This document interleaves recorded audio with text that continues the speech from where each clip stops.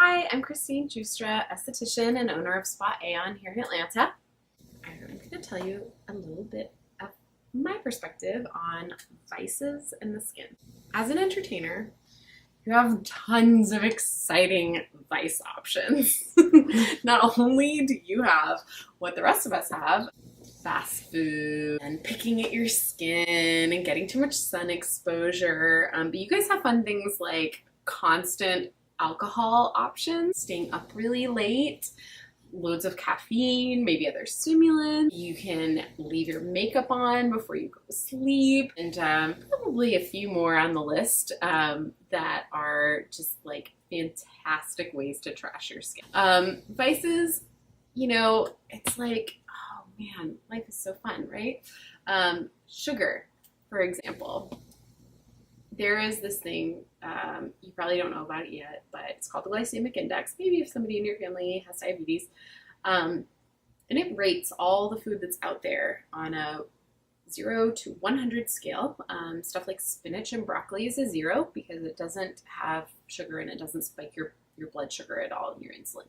And things like actual table sugar and white bread and rice and pasta are basically, most of those are 100 because they do the most in terms of spiking your blood sugar and therefore your insulin and therefore your cortisol, which is the stress hormone in your body.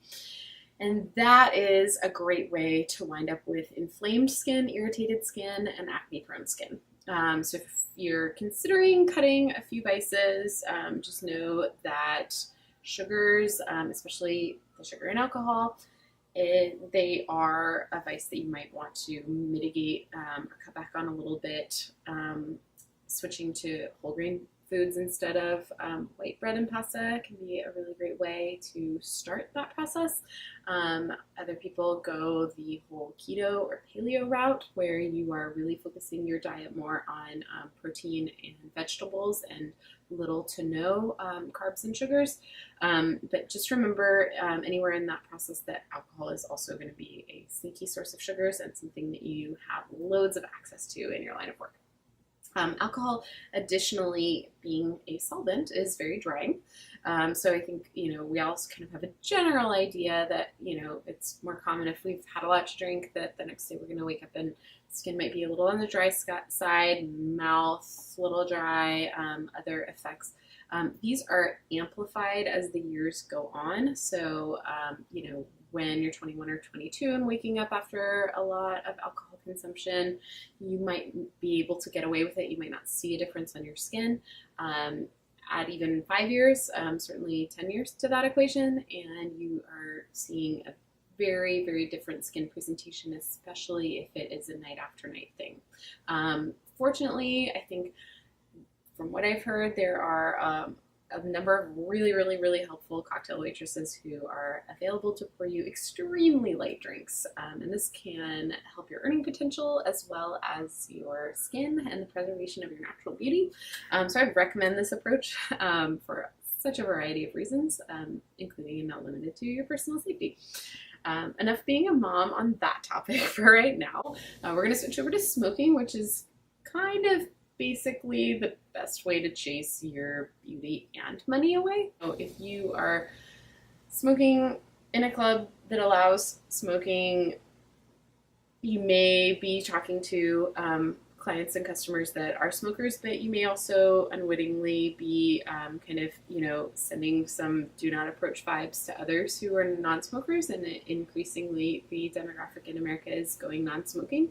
So you probably appeal to a broader audience without them, and certainly the prices and taxes on cigarettes are going up and up and up.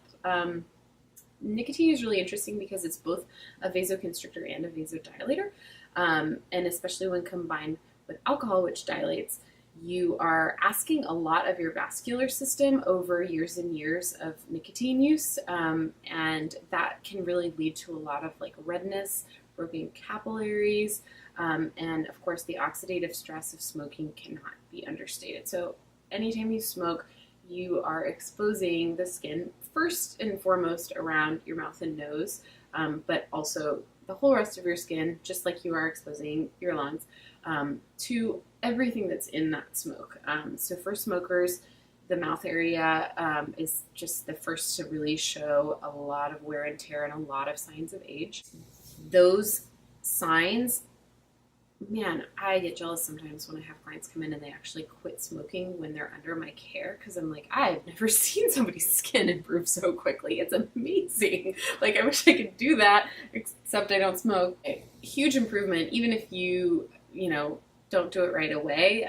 Whenever you do get around to it, you're going to see a big improvement in your skin. Smoking also makes some of the forms of skincare that we do professionally contraindicated or dangerous for your skin. So there are treatments that we do not perform on smokers because their skin is thinner, it's compromised, and the blood flow and circulation are not healthy and not ideal, even if the skin still looks healthy-ish because the person is young.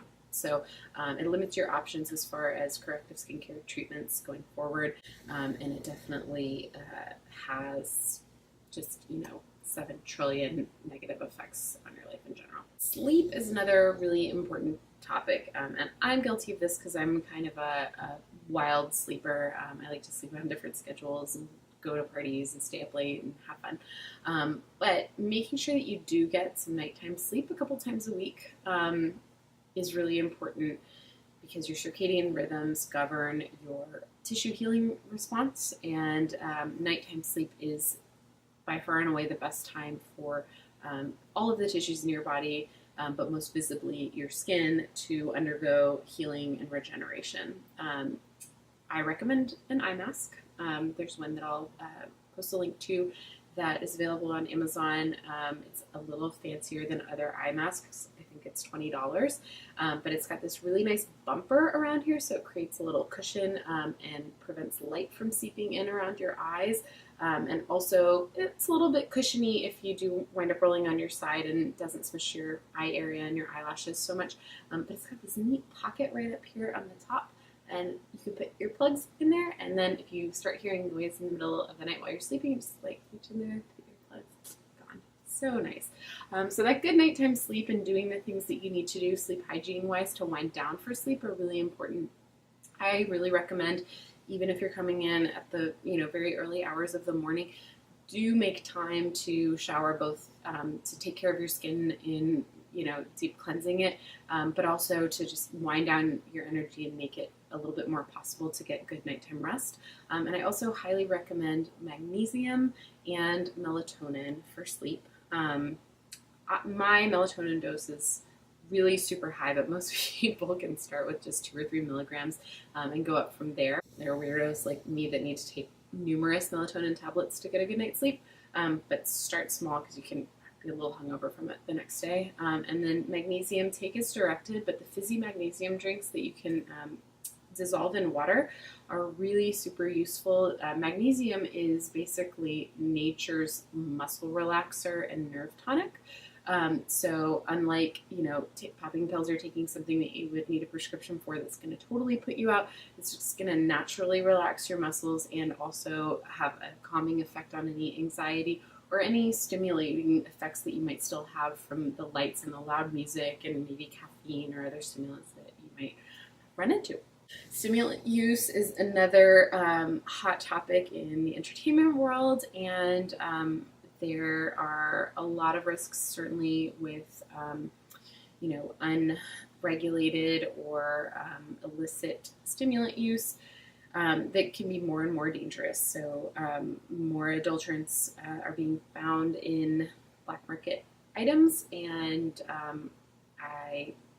it certainly is heartbreaking anytime that winds up affecting somebody in a tragic way medically. And, caffeine, sometimes it can be nice to pound those Diet Cokes to stay awake an extra hour or two. The best way to address that is by alternating caffeinated drinks and water, so that you're not strictly going up. And then especially, whether it's like on your way out the club, in the car on the way home, like make sure you've got water bottles stashed everywhere for yourself in your bag, in your car, and that you are appropriately hydrating so that by the time you get home, shower, You can go to the bathroom a few times and eliminate any circulating stimulants that you have in your system, any extra caffeine that is going through your system, and then make room for the magnesium and melatonin to help calm you down and get you into like really restful sleep.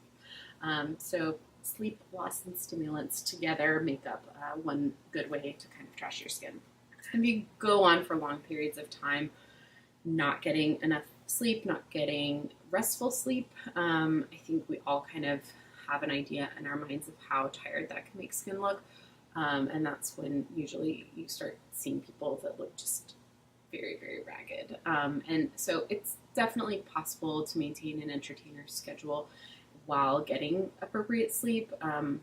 Again, I do think it's really important to get a night or 2 or 3 of nighttime sleep each week, but you can fluctuate that a little bit and stay up late more frequently if you are getting really restful sleep when you do need to sleep during the day, and I would use those tips to do that. Another big skin vice, I guess, like maybe it can be kind of satisfying. Most people feel pretty horrible after they do it, is skin picking. And skin picking falls on a range of disorders that in their very pronounced form are related to obsessive compulsive disorder. So there are people that I've seen as an esthetician for their skin who have also needed to be in treatment medically with a psychiatrist for an obsessive type of a skin picking disorder. But most people who pick their skin, they're doing it because there are some clogs, there are some things going on with their skin, and it is, a little bit of a natural tendency that we do.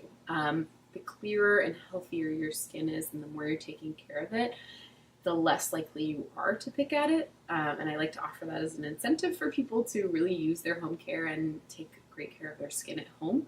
But it can also be a really good reason to get into good regular facials with an esthetician that's qualified and can do those extractions for you so that you are much less tempted on your own to try picking at stuff. Because we all know that, even the best makeup artist, usually you can still tell if you're needing to cover up a lot of picked skin, and it's not a great look and it's not good for your money.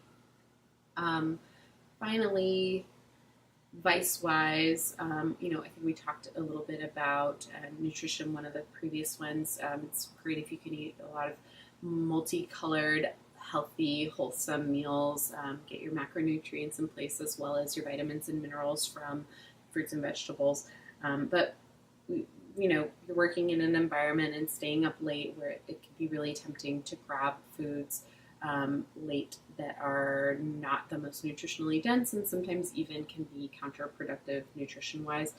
Just know that anytime that you are indulging in, maybe high glycemic foods that have, a lot of sugar or a lot of refined starches in them, but also foods that especially are fried, have trans fats or cooked in oils that are very omega-6 driven type oils, like different fry oils and fast food type things, you are basically sequestering and robbing your skin of some of the more beneficial fatty acids that you need. And we talked about the omega-3 when we talked about skin nutrition.